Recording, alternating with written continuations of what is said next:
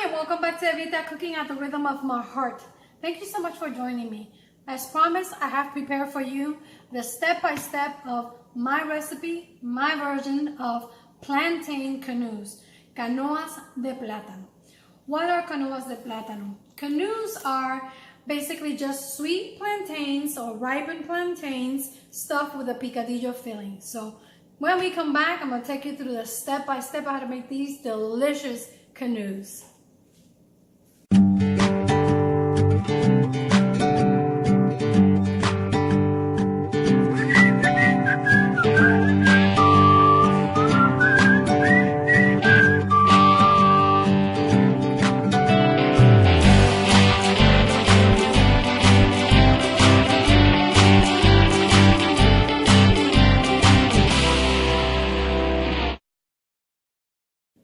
By selecting a leaner ground beef, it allows you to control the amount of fat that we take, especially after the holidays when we know we've all indulged a little bit too much.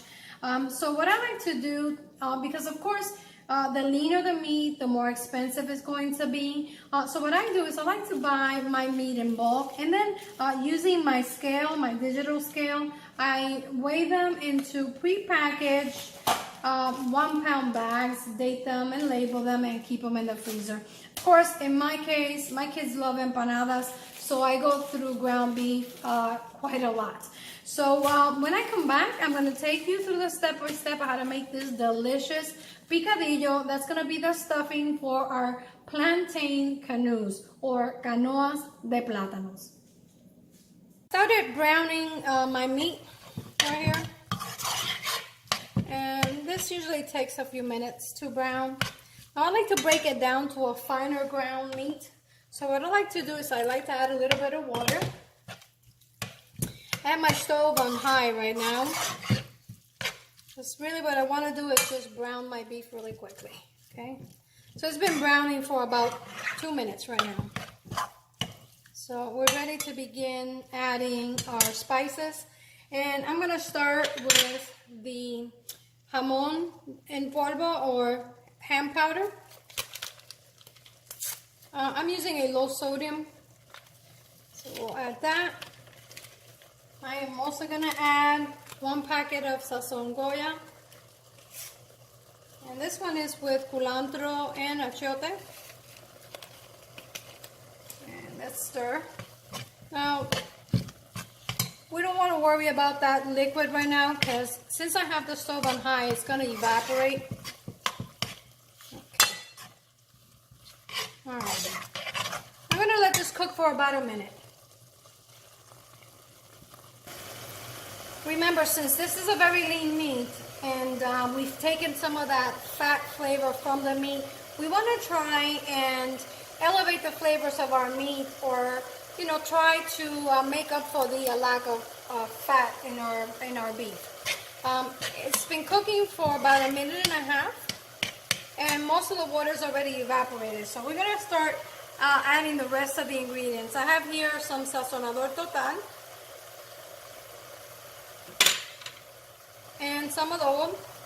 Remember, as always, I leave you the full recipe in the description box. I'm also going to add at this point my garlic paste. I still have the heat on high because I want most of that water to evaporate. Because we're going to be using this picadillo as a stuffing, I don't want it to be too wet. So we're going to try and evaporate most of the water. Now I'm going to go ahead and add the diced onion. I like to chop my onions very fine, so you can chop them or just simply mince them. You do it by hand, or you can use a mini chopper. Okay. And my liquid is reduced, so I'm going to go ahead and reduce my heat to medium. And I'm also going to add the bell pepper.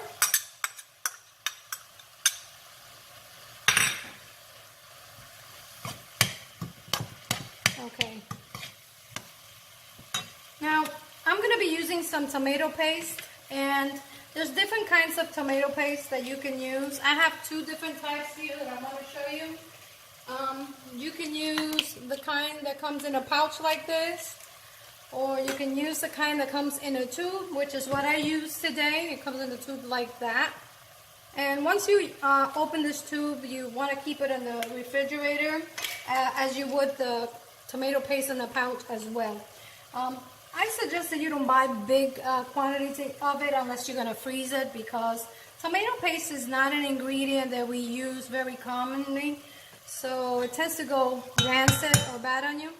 So I'm going to go ahead and add my tomato paste, and I'm going to let this cook for about a minute. Tomato paste is really just a more concentrated tomato flavor. Some people like to use it as a substitute for tomato sauce, but I find that, you know, in most recipes will call for both tomato paste and tomato sauce. That's it. I'm going to go ahead and add my tomato sauce to the meat. And I'm going to show you really quickly. Well, first I'm going to go ahead and add it. I have here some Worcestershire sauce. I'm not sure if I'm pronouncing it right, but I'm going to show you what these look like. They come in different brands. This is one type, and these are the original. You can use any kind. Worcestershire sauce adds a really nice flavor with to beef. You can use it on marinades, stews. It's a very nice flavor. If you've never tried it, ground beef is a really nice place for you to try it. It's really good. I like the flavor of it. Okay, now once this, we've added all the ingredients, we're gonna let this cook on medium for about 3 to 5 minutes. And when I come back, I'm gonna show you how I like to finish it. Our picadillo has been cooking for about 5 minutes now. Okay, so we're gonna go ahead and finish it. And how I like to finish it is by adding the 2 cousins, los primitos, cilantro and culantro, and I have 3 tablespoons of each here. I'm gonna add that. It smells wonderful in here.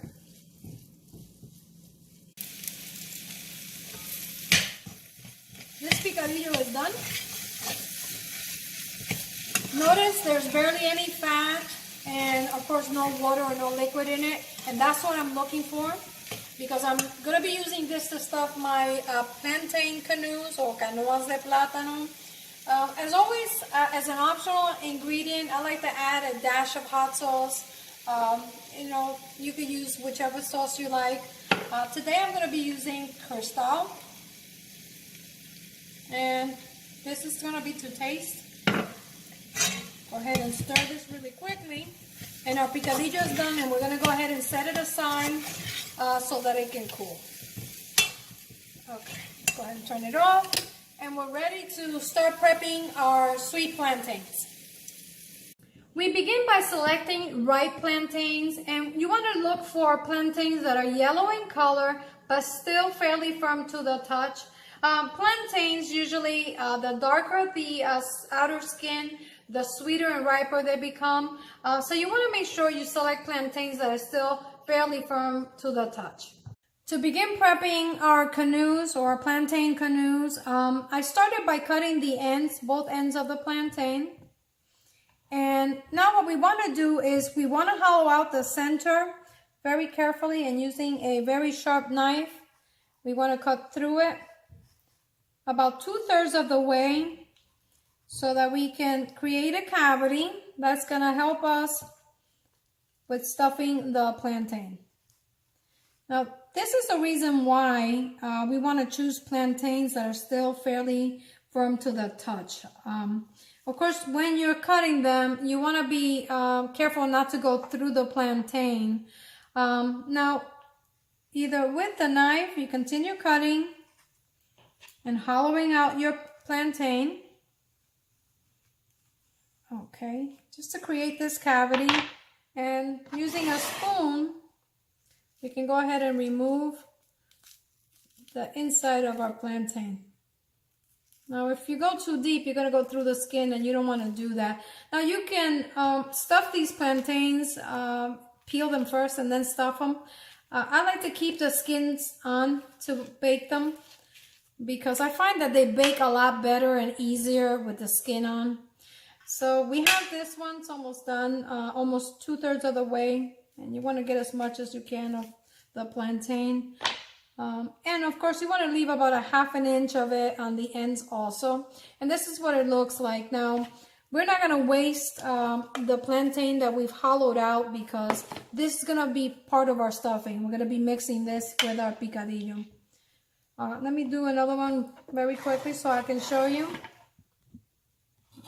So cut the ends, both ends. Okay. Now, we run our knife. We run our knife like this. By using a sharp knife, that ensures that, you know, you're going to be able to cut through as much as possible on the first pass. Here we go. And that's that. Now I'm going to go ahead and cut the rest.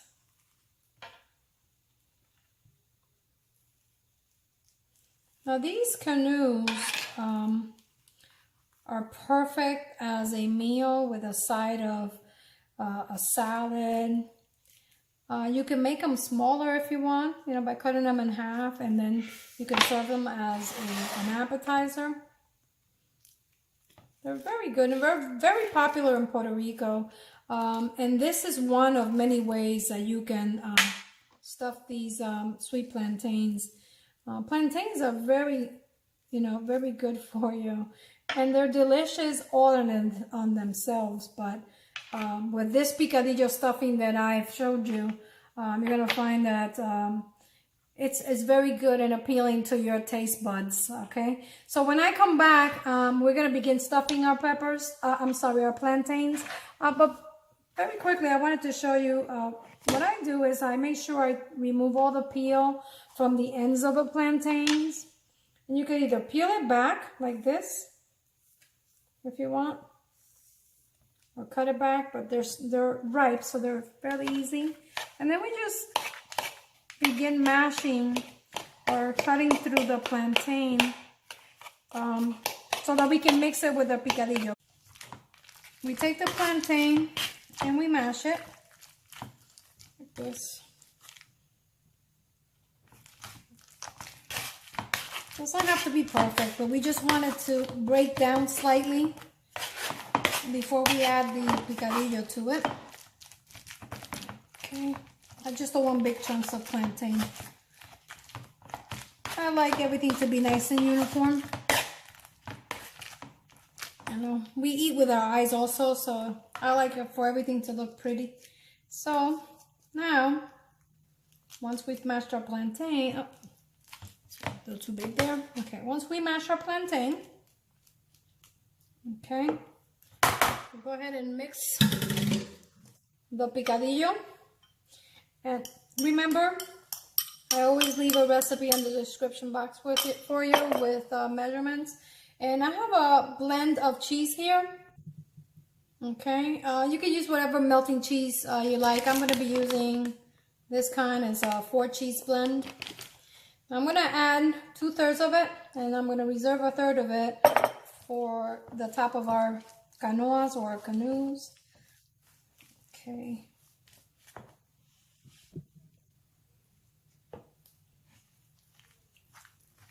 Okay. And we're going to mix it well. Okay. Oops. Just so we can combine the plantain, the cheese, and the picadillo. Okay.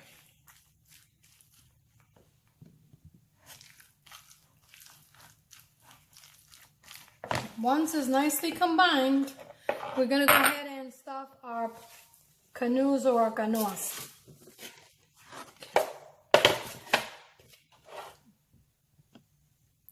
Okay, with a spoon, I'm going to grab some of this stuffing and just start filling them into the plantain cavity. Now, Before I fill them, I just wanted to show you the reason why we call these canoes is because of the shape of the plantain, and of course when we hollow out the plantain, it gives it the appearance of a canoe. Thus the name canoe, or Canoas de Platano. Okay, so I'm gonna go ahead and fill them. Okay. Okay. And I've been stuffing the plantains. So here's the last one. And we try to get the whole cavity filled with our stuffing. Now once we stuff our plantains, I like to finish my plantains, I actually like to top it with a little bit more of that picadillo over the top. Because we know that the plantain is the star of the show. We know that there's plantain, but you also, for presentation purposes, you want to showcase your picadillo, which is, you know, the stuffing. And just like that. And now I'm going to sprinkle the remaining grated cheese over it. While I was stuffing the canoas, or the canoes, I began preheating my oven at 375 degrees. Now, this recipe yields between 4 to 6 plantains, depending on the size of our plantains. It really is going to depend on how big your plantains are. And I only used half of the picadillo recipe. I reserved the other half for another recipe that I'm going to show you, another video featuring also plantains. And this is what it looked like. I'm going to go ahead and put these in the oven at 375 degrees for 25 to 30 minutes. And here we have it, Canoes de Platano, or sweet plantain canoes. And to cut down the sweetness of the plantain, I drizzled mine with a cilantro and culantro lemon crema. And now for my favorite part. I get to try it. Okay, so I'm going to cut a piece. I'll show you very quickly. That's what it looks like. The meat, the picadillo, and the sweet plantain.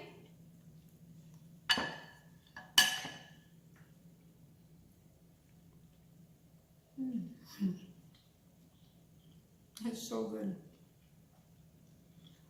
It's sweet and tangy, but not spicy. The cilantro and culantro crema just adds another level of flavor, and you can even tell that this is a leaner meat. I'm not missing the fat at all. It's actually very tasty.